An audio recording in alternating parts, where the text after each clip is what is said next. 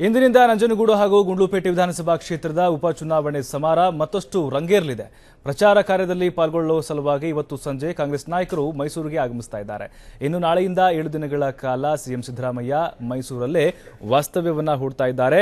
ಪ್ರಚಾರ ಕಾರ್ಯದಲ್ಲಿ ಪಾಲ್ಗೊಳ್ತಾರೆ. ಇನ್ನು ನಂಜನಗೂಡು ಉಪಚುನಾವಣೆಯಲ್ಲಿ ಗೆಲುವನ್ನ ಸಾಧಿಸೋಕೆ ಕಾಂಗ್ರೆಸ್ ರಣತಂತ್ರವನ್ನ ರೂಪಿಸಿದ್ದು 10 ಮಂದಿ ಸಚಿವರು, 12 ಮಂದಿ ಶಾಸಕರು ಹಾಗೆ 4 ಸಂಸದರನ್ನ ನೇಮಿಸಲಾಗಿದೆ.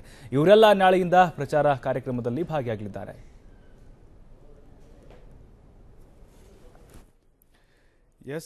ಇವತ್ತಿಂದ ನಂಜನಗೂಡು ಹಾಗೆ ಗುಂಡ್ಲುಪೇಟೆ ಉಪಚುನಾವಣೆಯ ಸಮರ ಮತ್ತಷ್ಟು ಬಲಗೊಳ್ಳುತ್ತೆ, ರಂಗೇರುತ್ತೆ. ಪ್ರಚಾರ ಕಾರ್ಯದಲ್ಲಿ ಪಾಲ್ಗೊಳ್ಳುವ ಸಲುವಾಗಿ ಇವತ್ತು ಕಾಂಗ್ರೆಸ್ ನಾಯಕರು ಮೈಸೂರಿಗೆ ಧಾವಿಸ್ತಾರೆ. ಮುಖ್ಯಮಂತ್ರಿ ಸಿದ್ದರಾಮಯ್ಯನವರು ಕೂಡ ಮೈಸೂರಲ್ಲೇ ವಾಸ್ತವ್ಯವನ್ನ ಹೂಡ್ತಾರೆ. ಅಂದರೆ 7 ದಿನಗಳ ಕಾಲ ಪ್ರಚಾರ ಕಾರ್ಯದಲ್ಲಿ ಮತ್ತೆ ಪಾಲ್ಗೊಳ್ತಾರೆ.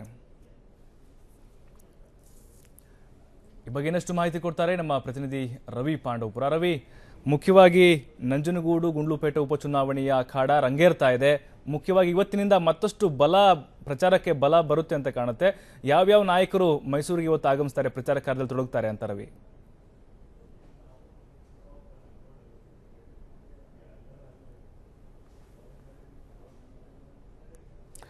ಸಂಪರ್ಕ ಸಾಧ್ಯವಾಗ್ತಾ ಇಲ್ಲ. ಮೈಸೂರಿನಲ್ಲಿ ಇವತ್ತು ಕಾಂಗ್ರೆಸ್ನ ನಾಯಕರು ಮುಖಂಡರು ಆಗಮಿಸ್ತಾರೆ. ಸಿಎಂ ಸಿದ್ದರಾಮಯ್ಯನವರು ಕೂಡ ಮೈಸೂರಲ್ಲೇ ವಾಸ್ತವ್ಯ ಹೂಡ್ತಾರೆ.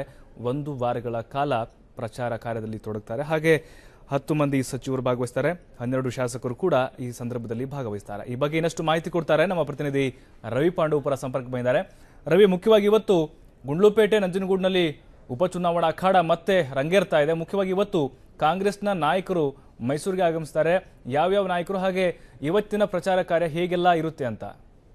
ಪ್ರಭು, ನಂಜನಗೂಡು ಉಪಚುನಾವಣೆಯ ಕಣ ಈಗ ರಂಗೇರಿದೆ. ದಿನದಿಂದ ದಿನಕ್ಕೆ ಕಳೆಕಟ್ಟಿರುವಂತಹ ನಂಜನಗೂಡು ಉಪಚುನಾವಣೆಯ ಕಣದಲ್ಲಿ ಇವತ್ತು ಸಾಕಷ್ಟು ಸಚಿವರುಗಳು, ಶಾಸಕರುಗಳು ಹಾಗೂ ಸಂಸದರು ಮೈಸೂರಿನ ಭಾಗಕ್ಕೆ ಆಗಮಿಸ್ತಾರೆ. ಅದರಲ್ಲೂ ಪ್ರಮುಖವಾಗಿ ನಂಜನಗೂಡು ಜಿಲ್ಲಾ ಪಂಚಾಯತ್ ಕ್ಷೇತ್ರಗಳಿಗೆ ತಲಾ ಒಬ್ಬೊಬ್ಬರಂತೆ ಒಟ್ಟು 6 ಮಂದಿ ಸಚಿವರನ್ನ ನೇಮಕ ಮಾಡಲಾಗಿದೆ. ಇನ್ನು ನಗರಕ್ಕೆ 3 ಮಂದಿ, ಒಟ್ಟು 10 ಮಂದಿ ಸಚಿವರನ್ನ ನಂಜನಗೂಡು ಉಪಚುನಾವಣೆ ಗೆಲ್ಲಲೇಬೇಕೆಂಬ ಉದ್ದೇಶದಿಂದ ಈಗ ಶತಾಯಗತಾಯ ನೇಮಕವನ್ನ ಮಾಡಲಾಗಿದೆ. ಅದರ ಜೊತೆಗೆ 12 ಮಂದಿ ಶಾಸಕರನ್ನ ನೇಮಕ ಮಾಡಲಿದೆ.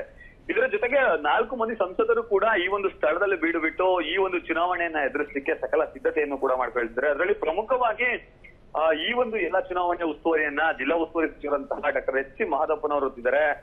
ಇದರ ನಡುವೆ ನಂಜನಗೂಡು ಪಟ್ಟಣಕ್ಕೆ ಸಚಿವರಾದಂತಹ ರಮೇಶ್ ಕುಮಾರ್, ಅಪ್ಪಾಚಿ ನಾಡಗೌಡ, ಎಂ ಕೃಷ್ಣಪ್ಪನವರು ಉಸ್ತುವಾರಿಯನ್ನು ಹೊತ್ತರೆ. ಗ್ರಾಮೀಣ ಭಾಗದ ಬದನಾವಾಳು ಜಿಲ್ಲಾ ಪಂಚಾಯತ್ಗೆ ಎಂಆರ್ ಸೀತಾರಾಮ್, ಹುರಾ ಜಿಲ್ಲಾ ಪಂಚಾಯತ್ ಕ್ಷೇತ್ರಕ್ಕೆ ಚಾಂಜನೇಯ, ಕಳಲೆ ಕ್ಷೇತ್ರಕ್ಕೆ ಉಮಾಶ್ರೀ, ಹೀಗೆ ಹುಲ್ಲಹಳ್ಳಿ ಜಿಲ್ಲಾ ಪಂಚಾಯತ್ಗೆ ಎಸ್ ಮಲ್ಲಿಕಾರ್ಜುನ, ಹೆಗ್ಗಡಹಳ್ಳಿ ಕ್ಷೇತ್ರಕ್ಕೆ ಬಸವರಾಜ ರಾಯರೆಡ್ಡಿ ಹಾಗೂ ದೊಡ್ಡಕಾಲೇಜು ಜಿಲ್ಲಾ ಪಂಚಾಯತ್ ಕ್ಷೇತ್ರಕ್ಕೆ ತಣ್ಣೀರ್ ಸೇಠನ ನೇಮಕ ಮಾಡಿ ಈಗಾಗಲೇ ಆದೇಶವನ್ನು ಹೊರಡಿಸಲಾಗಿದೆ.